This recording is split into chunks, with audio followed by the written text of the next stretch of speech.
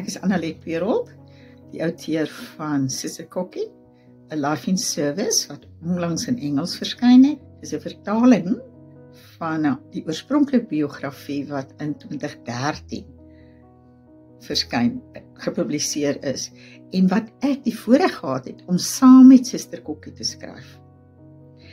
Ek het haar leer ken as 'n kind, terwyl my ouers in die Transkei siening saam met haar gewerk het. Ek onthou hierdie verpleegkundige met haar wit uniform, haar kentekens op haar skouers en die groot kopstuk, wat ons toe 'n wyl genoem het, wat in 'n sendingkliniek vrolik met swart pasiëntjies wat uitdagend lag gespeel het. My eie keuse van die verpleegberoep spruit waarskynlik uit daardie herinnering. Met die jare het Sister Kokkie met my ouers kontak gemaak, dikwels by hulle gekuier en sy was 'n ywerige briefskrywer. My ouers, Dominee Piet Smit en Ria Smit, is intussen in 1990s oorlede. Maar ons het weer kontak gemaak toe ek by Unisa gewerk het as dosent in verpleegbestuur en gemeenskapsgesondheid.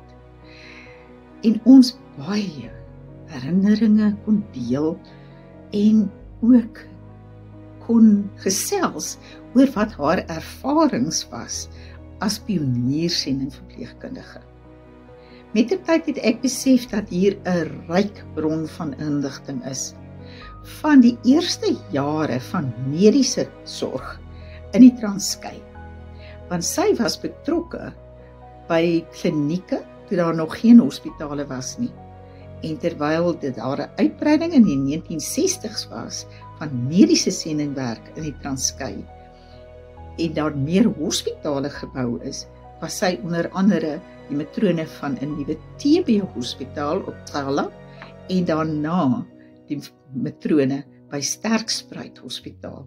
Albei hierdie hospitale bestaan vandag nog, maar is nie meer onder die beheer van die kerk nie, maar van die regering. Sister Kokkie se verhaal is 'n vrou wat deur God geroep is, toegerus is en 'n vaste geloof 'n pad geloop het as sendingverpleegster en pioniersomstandighede in die Transkei en na haar aftrede nog steeds in diens was van God, Jesus Christus en die Heilige Gees. Hierdie boodskap wil ons graag uitdra aan 'n wyeer lesersgemeenskap, mense in Suid-Afrika en ook in die buiteland wat dit graag in Engels wil lees.